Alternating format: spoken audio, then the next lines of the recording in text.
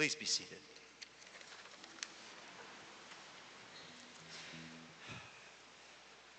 So the lights are on, so nothing bad can happen now. Always waiting for a large thud in the dark. We are at the last of the 3 solemn days that we have been celebrating this sacred Triduum, remembering the Paschal mystery, the passion, the death, and now the resurrection of Jesus Christ. And we have been reflecting these 3 days on what are called the 3 theological virtues. On Thursday, we thought about faith that enables us to see beyond the surface, faith that enables us to see beyond what the mind allows us to see, but what the heart enables us to see. When we look at this simple bread and this common wine, to see Jesus Christ in our midst, and to see the hope and promise that this gives to the world.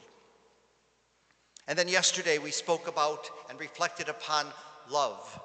Love that was unbounded, love that was abandoning kind of love, love that was life-giving, not romantic, sentimental love, but sacrificial love that gave all on the cross. And today we take up that 3rd virtue of hope. Now, hope is not wishful thinking. Hope is not hedging your bet. Hope is not knowing what the outcome is going to be and pretending we don't. Hope means putting one foot in front of the other in spite of not knowing where it's going to lead. Hope is not certainty. If there was certainty, there would be no hope.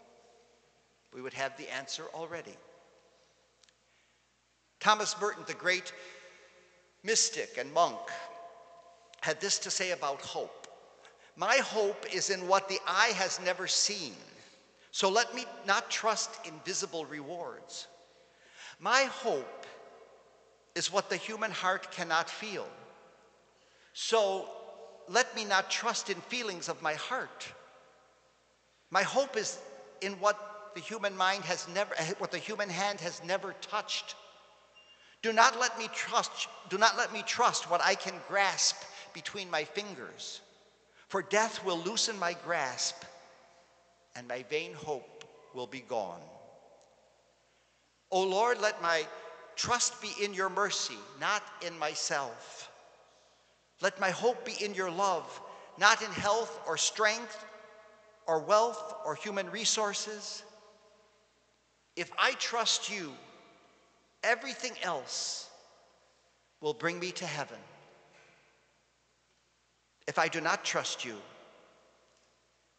everything else will be my destruction.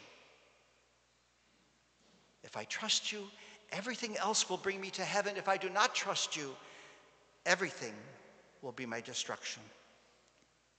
Sisters and brothers, there are these 3 virtues: faith, love, and hope. And I would suggest to you this night that the world, perhaps, or people in it, can live without faith. We see them all the time. There was a debate on television yesterday between some scientists and some theologians. The scientists proving beyond a shadow of a doubt that God does not exist. At least they proved it to themselves.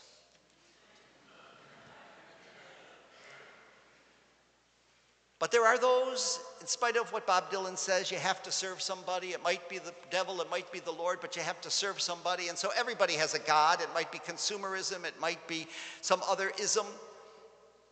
But that's not the divine, all-powerful, omnipotent God that we're talking about. So there are people who don't have faith, and they can still survive. In fact, they might even thrive. And it's possible, I think, difficult and painful, but I think it's possible to live without love. We know lonely people. We know people whose lives are broken, who have been abandoned, who have been abused, who can barely hang on, and yet they still are able to function some way without love. Tragedy that is. But I would tell you tonight, sisters and brothers, that no one of us, no one in the world can live without hope.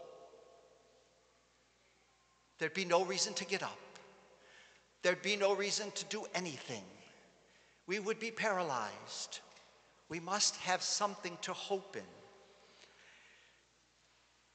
This week, on Thursday, Pope Francis went to a prison for juveniles, and he washed the feet of 12 young people, 2 of them Muslims, 2 of them women. And he said this to them more than once. He said it a couple of times. Do not let yourselves be robbed of hope. Do not let yourselves be robbed of hope. If you have no hope, there's no reason to live. It's not possible to be fully alive without something to hope in. And we could draw a corollary from that for ourselves, for those of us who are not in prisons. And that corollary would be, do not rob others of hope. We live in a country where hundreds of thousands of young people are in prisons because of minor drug offenses. And most of them are in prison because of their economic status or their race. We have let them be robbed of hope. They're there, some of them with sentences for decades. What kind of a country do we live in if we let our young people be robbed of hope, or our old people be robbed of hope? Do not let yourselves or others be robbed of hope. Easter is the day of hope. These women going to the tomb, what did they have to hope in? Nothing. He was gone. And in that brief moment, everything changed and there was hope. And even though the men wouldn't believe them, they had to run and see for themselves. Then there was room for hope. There was room for hope even for Israel as slaves. There was room for hope for Abraham and Isaac. God is the God who gives us the reason to hope. Sisters and brothers, there is anger in the world. There is violence in the world. But peace is stronger. There is hate in the world,